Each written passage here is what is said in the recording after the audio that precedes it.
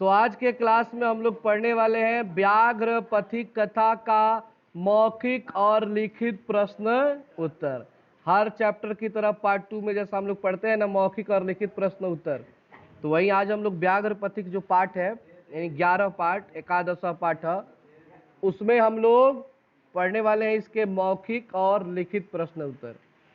तो अगर आप लोगों ने पीछे वाला जितना भी चैप्टर है उसको नहीं पढ़ा है तो आप चैनल के प्लेलिस्ट में जाएं और वहां से लाइन बाय लाइन सारे चैप्टर की तैयारी कर सकते हैं।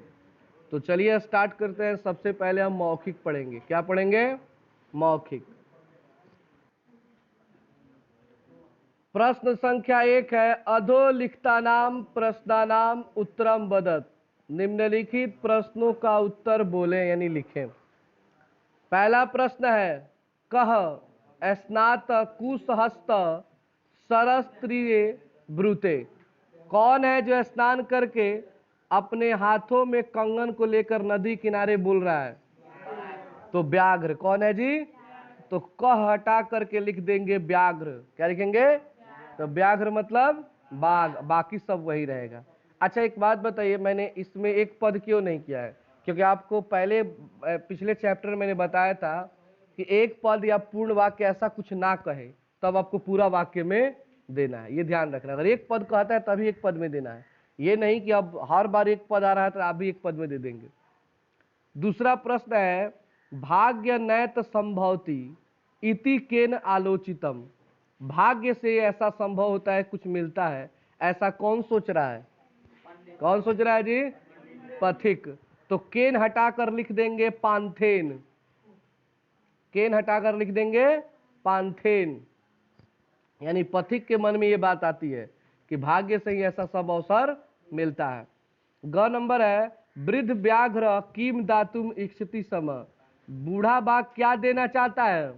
तो सोने का कंगन। तो किम हटा देंगे यहां से और लिख देंगे स्वर्ण कंकणम, स्वर्ण कंगनम। सब किताब में आपका लिखा हुआ है, चाहे इसमें भी देख सकते हैं आप लोग। घ नंबर प्रश्न है, पथिका कुत्र निमग्न अभवत। पथिक कहाँ फंस गया? तो पंक में। पंक मतलब दलदल होता है, तो कुत्र हटा के लिख दीजिए पंके। कुत्र हटाए क्या लिखेंगे? पंके। अंग नंबर है, पथिकः केन व्यापादितः खादितस्य। पथिक किसको मारकर खा गया? सॉरी, पथिक केन व्यापिता खादित। पथिक को किसने मारकर खा गया? कौन था वो? तो केन हटा करके लिख दीजिए वृद्ध व्याघ्र। वृद्ध व्याघ्रेण, बूढ़ा बाघ उसको मारकर क्या किया? खा गया। तो ये हमारा हो गया पहला प्रश्न। अब हम लोग चलते हैं इसके दूसरे प्रश्न को समझते हैं। दूसरा प्रश्न है, उदाहरणम अनुसृत्य उत्तरम वदत। उदाहरण के अनुसार उत्तर बोले।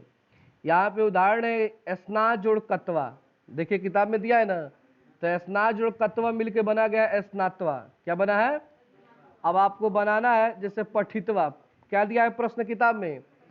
अब पठितवा का आप बनाएंगे पठ जोड़ कतवा। पठ जोड़ कतवा हो जाएगा। खादितवा का करेंगे खाद जोड़ कतवा। सब में कतवा लाएंगे। क्या लाएंगे? कतवा। खाद जोड़ कतवा। गतवा का होगा गम जोड़ कतवा। गम जोड़ कतवा। दृष्टवा का होगा दृष्ट जोड़ कतवा। और हसितवा का होगा हस जोड़ कतवा। तीसरा प्रश्न है, उदाहरणम अनुसृत्य पंच पदानी वदत। उदाहरण के अनुसार 5 पदों को बोले। मतलब जैसे दिया यहाँ पे दा जोड़ तबियत। दा जोड़ तबियत, तो उसका बना है दातव्यम। क्या बना है? अब इसी तरह आपको नीचे दिया है क नंबर में श्रु। क्या दिया है? तो सब में तबियत लगाना है, प्लस करके प्लस तबियत बराबर श्रोतव्यम। श्रु प्लस में लिख देंगे तबियत, और तबियत के बराबर बराबर का चिन्ह देके लिख देंगे श्रोतव्यम। क्या लिखेंगे? श्रोतव्यम। गम, फिर गम में तबियत लगा के लिखेंगे गंतव्यम। क्या लिखेंगे? गंतव्यम। स्मृति का लिखेंगे स्मर्तव्यम। क्री का कर्तव्यम। हस का हसितव्यम, सब में तबियत तबियत तबियत जोड़ना है। 4 नंबर प्रश्न है, उदाहरणम अनुसृत्य अधोलिखितेषु पदेषु प्रकृति प्रत्ययम च वदति। उदाहरण के अनुसार निम्नलिखित पदों का प्रकृति प्रत्यय लिखें। प्रकृति प्रत्यय आपकी किताब में पीछे दिया रहता है, मैं बार बार बोलता हूं चैप्टर में, तो उसमें से आप खोज खोज कर लिख सकते हैं। जैसे गतः, तो आप खोजेंगे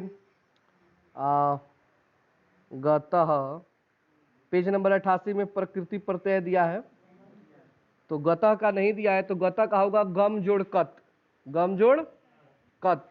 उक्तः, तो उक्तः भी नहीं दिया है, उक्तवा दिया है, तो उक्तः का होगा वस जोड़ कत, वस जोड़ कत।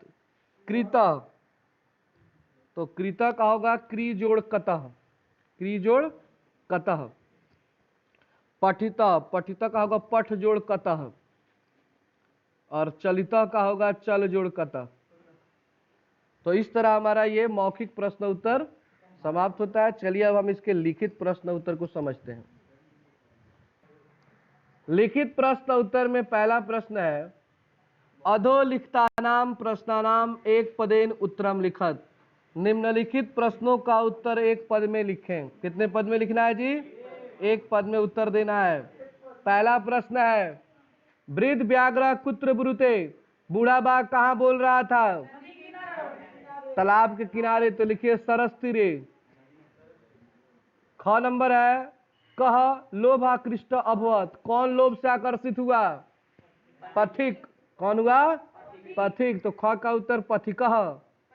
ग नंबर है, कह स्वर्ण कंकणम दातुम इच्छति सम, कौन सोने का कंगन देने की इच्छा रखता था? बूढ़ा बाघ, तो लिखेंगे वृद्ध व्याघ्र, वृद्ध व्याघ्र। घ नंबर प्रश्न है, कह स्नानशील दाता गलित खदंत च आसीत, किसने कहा कि मेरे दांत गल गए हैं और मैं दाता हो गया हूं, दान देने वाला हो गया हूं? तो बूढ़ा बाघ यानी वृद्ध व्याघ्र।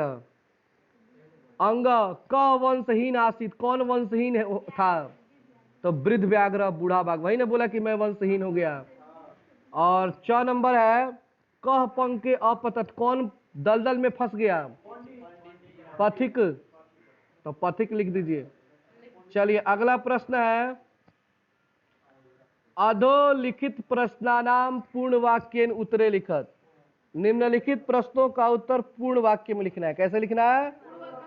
तो प्रश्न है पहला क नंबर, कुत्र तव कंकणम इति कह अवदत, तुम्हारा कंगन कहाँ है, यह बात किसने कही?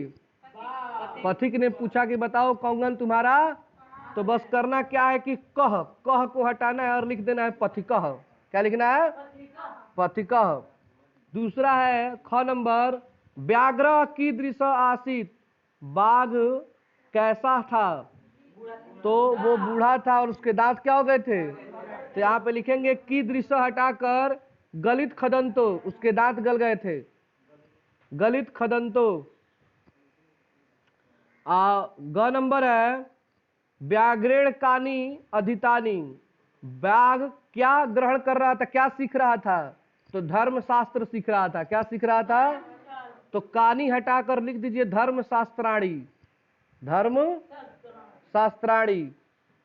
घ नंबर है, कस्य पुत्र दराश्च मृता, कौन था जो उन पुत्रों को मारकर खा गया? मतलब कि गाय और मनुष्य के पुत्रों को मारकर कौन खा जाता था?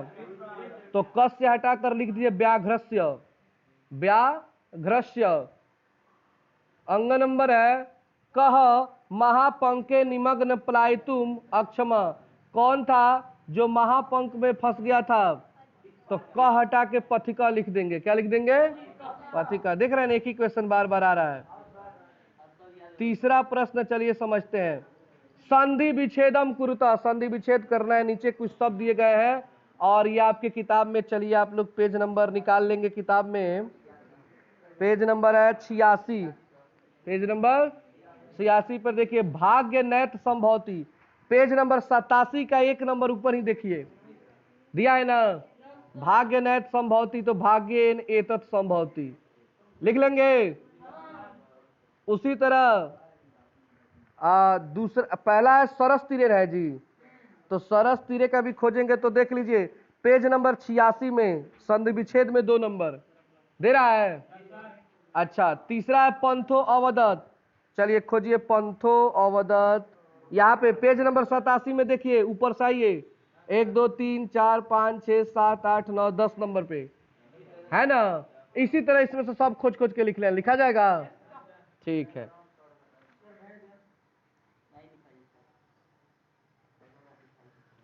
अगला प्रश्न है 4 नंबर, अधोलिखिता नाम पदानाम प्रकृति प्रत्यय विभागम लिखता, निम्नलिखित पदों के प्रकृति प्रत्यय विभाग लिखे, तो वो भी आपके किताब में दिया है। चलिए स्नातक पेज नंबर निकाल लेंगे 88, स्नातवा देखिए 4 नंबर, स्नातवा दिया है, मिल गया है।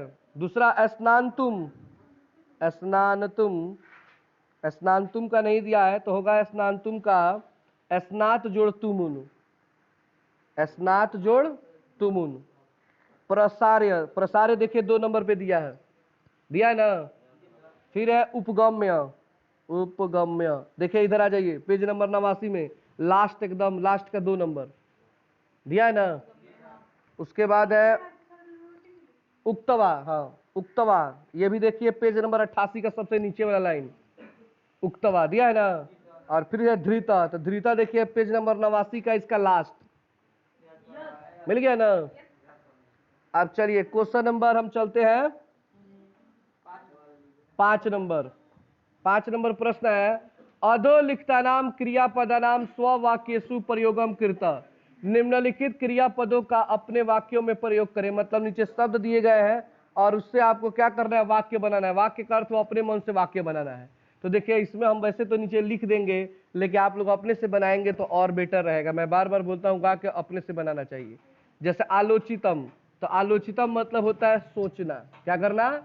तो पथिक जहाँ पे लिखेंगे ततः केनचित पंथा आलोचितम, तब पथिक अपने मन में सोचने लगा। तो आलोचितम आप अपने किताब में खोजिए, कहीं ना कहीं जरूर मिल जाएगा। इस शब्द सब रहता है किताब के अंदर से। गृहताम आप खोजेंगे, गृहताम तो कहीं ना कहीं गृहताम आपको देखिए बात कर रहा है ना कि सोने के कंगन को क्या करो, ग्रहण करो। यहाँ पे कहीं ना कहीं दिया होगा गृहताम, आप खोजेंगे, हाँ देखिए ऊपर ही लाइन में है, इदम सुवर्ण कंकणम गृहताम, इस सोने के कंगन को ग्रहण करो, दिया है ना। तो इसी तरह अगर आप लोग खोजेंगे किताब में तो आपको दर्शती, दर्शती भी आपको कहीं ना कहीं मिला था, हम पढ़ रहे थे तो मिला था ना जी पिछले पार्ट 1 में। तो आप खोजेंगे तो इसको टोटल वाक्य मिल जाएगा। आप लोग अपने से इसको बनाएंगे खोज खोज के, तो इस तरह से प्रैक्टिस भी बढ़ेगा। तो इसे आप लोग अपने मन से बनाइए, ठीक है ना। चलिए अब आता है 6 नंबर प्रश्न, रिक्त स्थानानि पूर्यत, रिक्त स्थानों को क्या करना है, ये भी आपकी किताब से ही खोज खोज के क्या करना है। जैसे दिया है भो भो पंथा इदम डॉट डॉट गिरताम, तो यहाँ पे क्या है, स्वर्ण कंकणम, यानी कि स्वर्ण का कंगन ग्रहण करो। ये आपका शायद पहला ही लाइन होगा। हाँ भो भो पंथा इदम, देख लीजिए सुवर्ण कंकणम है ना, तो उसमें सुवर्ण कंकणम भर देंगे। ख नंबर है व्याघ्र डॉट डॉट प्रसार्य दर्शती, बाघ क्या फैलाकर मतलब हाथ दिखा रहा था, तो वहां पे लिखेंगे आप हस्तम, हाथ को फैलाकर दिखा रहा था। उसी तरह ग नंबर, घ नंबर, अंग नंबर आप लोग किताब से खोज खोज कर लिख लेंगे। 7 नंबर प्रश्न में चलते हैं, अधोलिखितेषु वाक्येषु रेखांकित पदानि आधारीकृत्य प्रश्न निर्माणम कुरुता, निम्नलिखित वाक्य को जो रेखांकित किया गया है जिन पदों को, उसके आधार पर प्रश्न का निर्माण करें। ऐसा क्वेश्चन आपको पहले ही मिल चुका है कि उत्तर दे रहा है, बनाना क्या है, प्रश्न। उत्तर दे रहा है, क्या बनाना है जी, प्रश्न बनाना है। तो क नंबर है व्याघ्र हस्तम प्रसार्य दर्शती, बाघ हाथ को फैलाकर दिखा रहा था। अब देखिए हस्तम, हस्तम के नीचे क्या है, रेखांकित किया गया है। तो आपको करना क्या है कि चेंज जो प्रश्न करना है रेखांकित शब्दों का ही करना है, ध्यान रखना है। तो हस्तम के जगह हाथ को फैलाकर दिखा रहा था, तो यहाँ पे होगा क्या फैलाकर दिखा रहा था, क्या का संस्कृत होता है कीम, तो यहाँ पे हस्तम के जगह केवल कर देंगे कीम, क्या कर देंगे कीम। अब बाकी सब उसी तरह रहेगा कि व्याघ्र कीम प्रसार्य दर्शती, बाघ क्या क्या फैलाकर दिखा रहा था? तो हाथ फैलाकर दिखा रहा था। ख नंबर है, इसमें किसको किया गया है? पंख के। तो पंख के पतितम दृष्टवा व्याघ्र अवदत, दलदल में फंसे देखकर बाघ ने कहा। तो किसमें फंसकर, किसमें फंसे देखकर? तो यहां पे आप कर देंगे कुत्र। क्या कर देंगे? कुत्र। कहां फंसे देखकर? ग नंबर है, ग नंबर का व्याघ्रेण। व्याघ्रेण धीरता सब पंथो चिंतित, बाघ को नजदीक आते देखकर पथिक चिंतित हो गया। यानी दलदल में फंसा था तो बाघ नजदीक जा रहा था, उसको देख करके पथिक क्या हो गया? चिंतित हो गया। तो किसको देखकर? तो लिख दीजिए केन। किसको देखकर पथिक क्या हो गया? चिंतित हो गया। केन। फिर है ईश्वरे धनम में प्रेक्ष, तो धनम हटाकर लिख दीजिए किम। और यहां पे क्या है जी? क्रियाम। तो क्रियाम हटा के कस्य। अब आइए इस प्रश्न के, इस चैप्टर के अंतिम प्रश्न पर। रेखांकित पदेशु प्रयुक्ताम विभक्ति लिखता। रेखांकित पदों में प्रयुक्त विभक्ति को लिखे।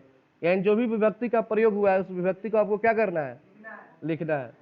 क नंबर है सदा सरसी, तदा सरसी स्नात्व स्वर्ण कंकणम गृहणान।